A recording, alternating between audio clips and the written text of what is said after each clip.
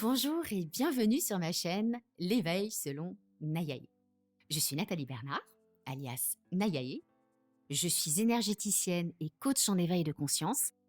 Et je vous propose de nous retrouver chaque semaine pour vous parler d'un sujet qui m'inspire et qui me paraît important de partager avec le plus grand nombre d'entre vous sur un thème bien sûr que j'affectionne particulièrement qui est l'éveil de soi. Alors cette chaîne, je l'ai créée pour vous. L'objectif, il est simple, c'est vous aider en ces temps qui nous bousculent tous à vous sentir mieux dans votre vie, plus en phase avec vous-même et avec les autres, en vous proposant des petites astuces simples à mettre en place au quotidien, que j'ai testé moi-même d'ailleurs tout au long de mon cheminement personnel, ce que j'aime à appeler une petite boîte à outils.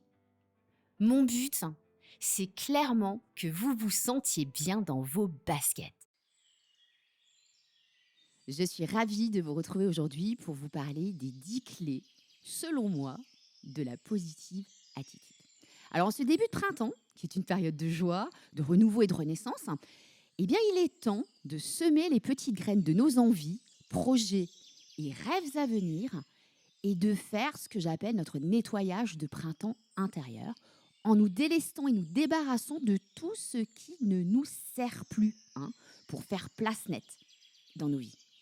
Cela me paraît donc être le moment propice pour vous partager ces quelques clés pour aborder cette nouvelle période et vous mettre dans les conditions optimales pour cultiver un état d'esprit chouette, donc positif, et donc attirer à vous les jolies choses dans votre vie. Car oui, un état d'esprit positif va vous permettre non seulement de booster votre morale, mais également d'attirer à vous de bonnes énergies.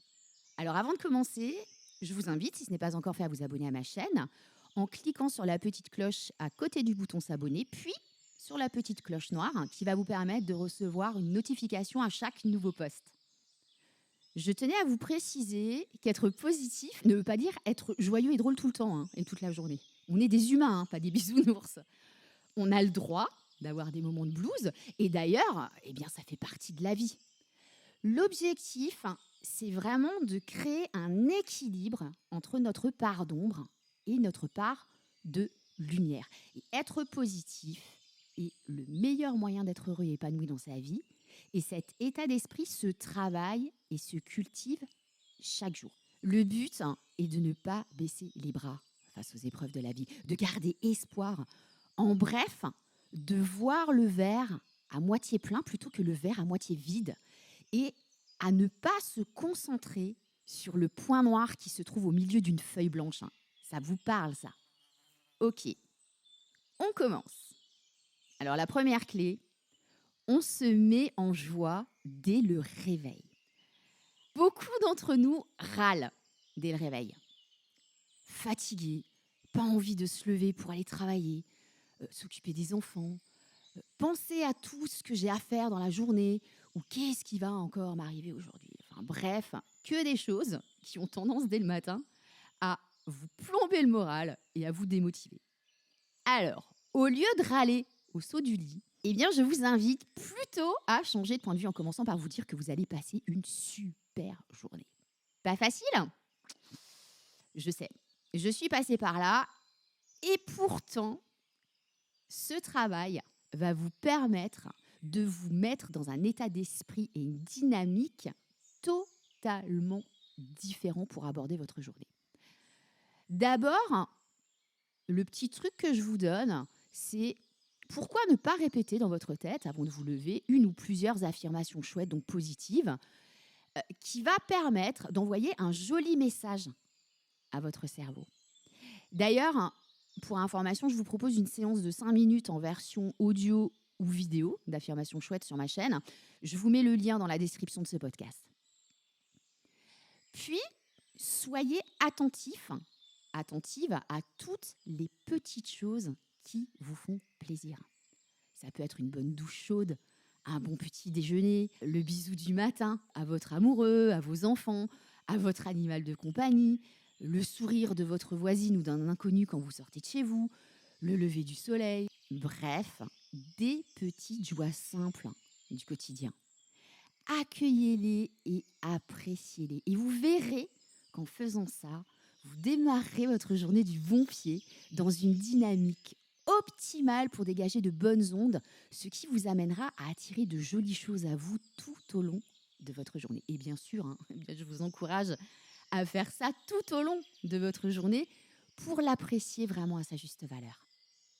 La deuxième clé, on dit merci à la vie. Alors, je vous en ai déjà parlé dans mes précédents podcasts. Dire merci à la vie est top pour dégager et envoyer de belles énergies. Et écrire sa gratitude est le moyen le plus efficace pour arriver à des résultats rapides. Alors, comment on fait ? Eh bien, je vous invite à tenir ce qu'on appelle un cahier de gratitude. Vous avez peut-être déjà entendu parler de ça. Et ce cahier de gratitude, vous allez le réserver uniquement à cet effet en y notant chaque jour, alors le matin, idéalement, quand vous vous levez, au moins 3 choses pour lesquelles vous êtes reconnaissant dans votre vie. Alors, ça peut être en bonne santé, avoir un toit sur la tête, avoir un véhicule pour vous déplacer, être aimé par vos proches, manger à votre faim, etc., etc. Puis, en fin de journée, avant de vous coucher, par exemple, au moins 3 choses qui vous ont fait plaisir dans votre journée. Ça peut être un simple sourire, une scène drôle, touchante ou agréable, une chanson qui vous a fait du bien, un câlin avec une personne chère, un bon repas, une promenade, une jolie conversation, etc. Et de revivre une ou plusieurs de ces scènes quelques secondes pour vous replonger dans les sensations vécues à ce moment-là et ressentir tous les bienfaits que ces énergies et vibrations positives vous procurent. En faisant ça tous les jours pendant au moins 40 jours, donc en disant merci à la vie, eh bien vous allez reprogrammer votre subconscient. Et vous verrez que votre moral ne sera plus du tout le même. La troisième clé, eh bien on remarque les qualités plutôt que les défauts chez les autres.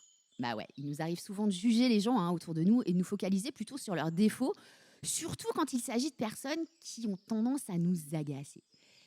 Et même si c'est tout à fait humain, eh bien c'est un peu dommage. Parce que si chacun de nous a des défauts, il est important de relever quand même que il a aussi des qualités.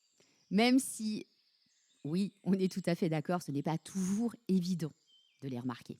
Donc se concentrer sur les qualités d'autrui est très bénéfique pour nous parce que ça va créer un lien positif inconscient entre nous et ces personnes et ça va se ressentir.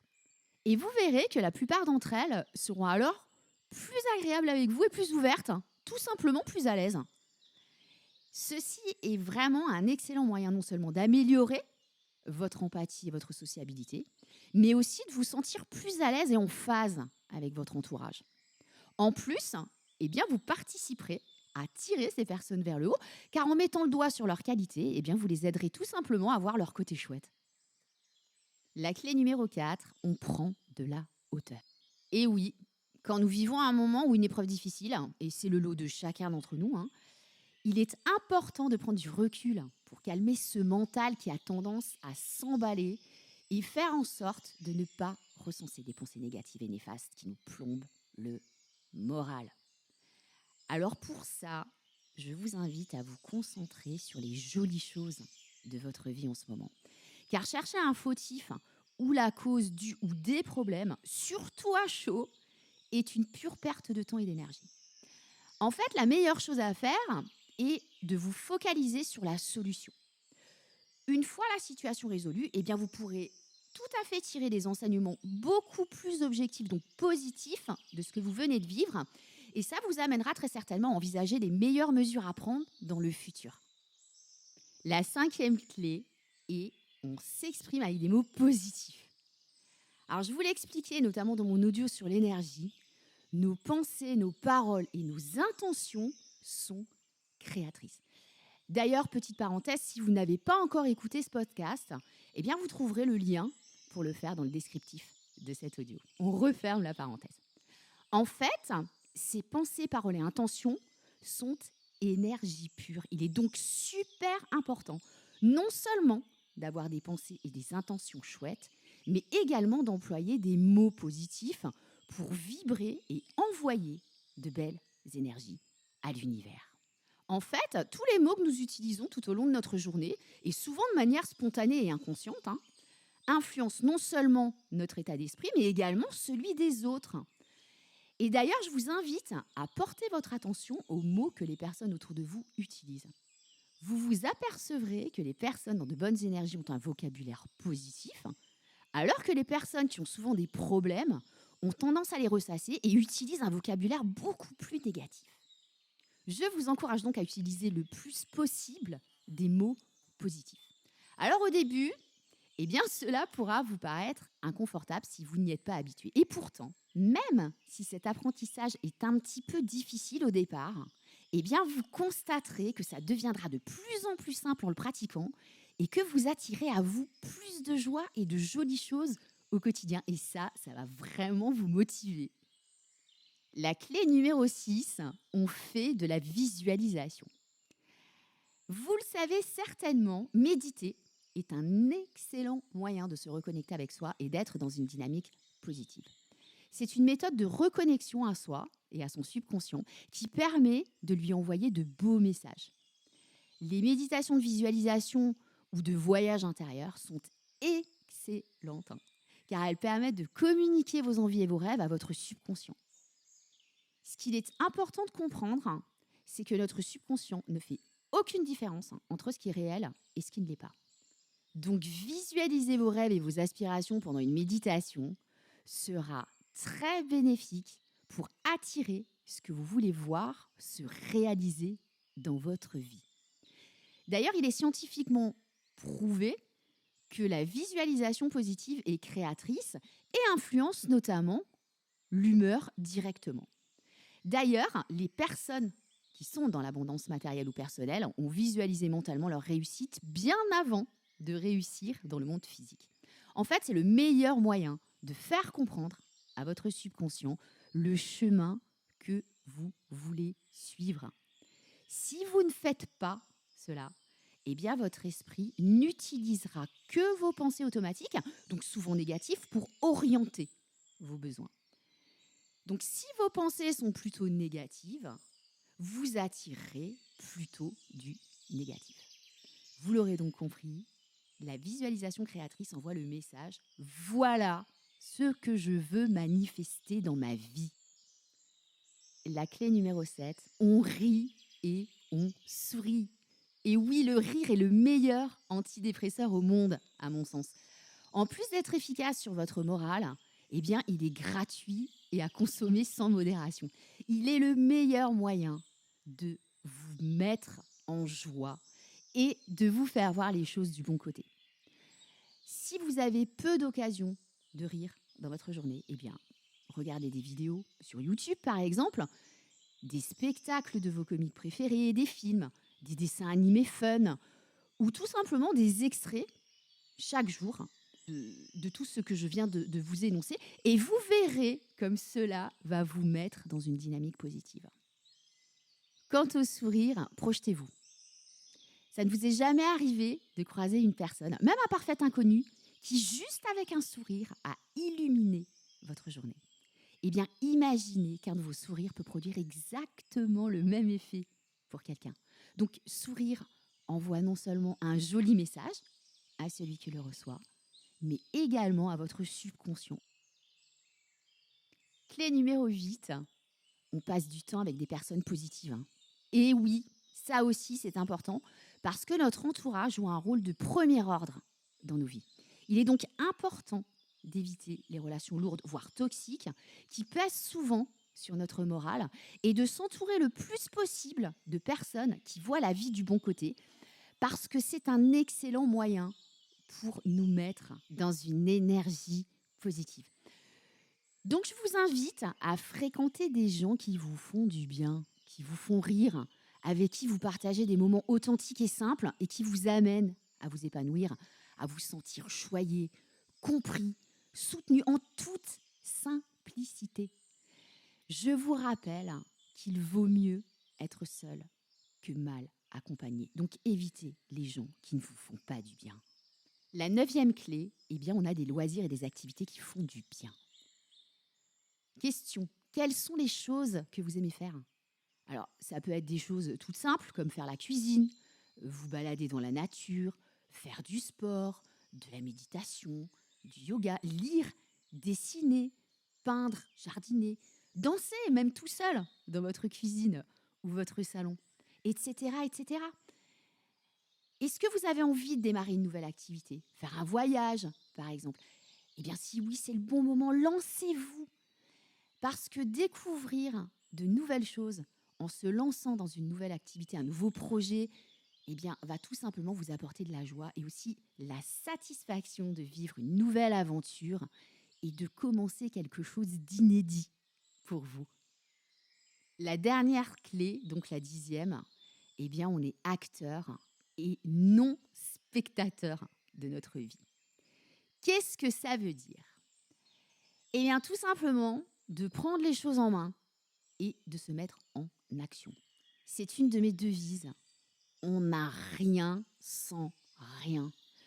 Penser que la vie est une fatalité, la subir et croire qu'un miracle va se produire en restant assis tranquillement dans son canapé, eh bien, croyez-moi, ça n'arrivera pas. Et j'en suis un exemple vivant.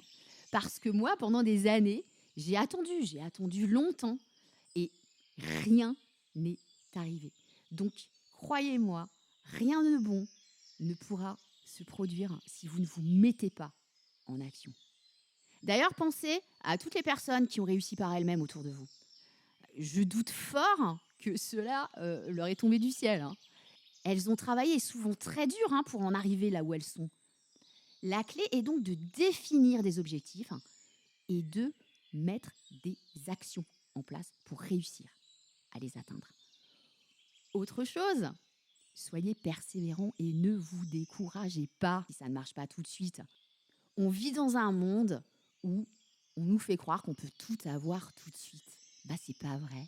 La patience, c'est super important. Et je peux vous dire que pour moi, c'est pas un exercice facile parce que je suis de nature très impatiente. Et ben la patience, ça s'apprend. On se rend bien compte dans la vie que plus on attend quelque chose, et moins ça arrive. D'où le sens vraiment d'apprendre à être patient et de lâcher l'affaire quand les choses n'arrivent pas tout de suite. Donc en passant à l'action et en persévérant malgré les obstacles que vous pourrez rencontrer sur votre route, eh bien vous renforcerez une attitude positive et votre confiance en vous. Et voilà, le podcast est terminé. Donc maintenant, vous avez toutes les clés en main pour adopter une positive attitude et pour améliorer votre quotidien. J'espère sincèrement que vous aurez pris autant de plaisir à écouter ce podcast que moi de l'avoir fait. Et si c'est le cas, eh bien, merci de me laisser un like pour soutenir mon travail qui, je vous le rappelle, est totalement gratuit. Donc ça fait du bien d'avoir des likes et ça fait du bien aussi d'avoir des petits commentaires. D'ailleurs, si vous avez des questions, hein, sur cet audio ou des interrogations plus personnelles, hein, sur votre situation, eh bien, n'hésitez pas à m'envoyer un commentaire ou un mail à l'adresse mail, hein, qui est notée dans la description de cet audio, si ce sont des questions un petit peu plus personnelles. Et je me ferai un plaisir de vous répondre ou de vous conseiller. Je vous souhaite une très belle journée. Prenez soin de vous et à bientôt. Bye bye.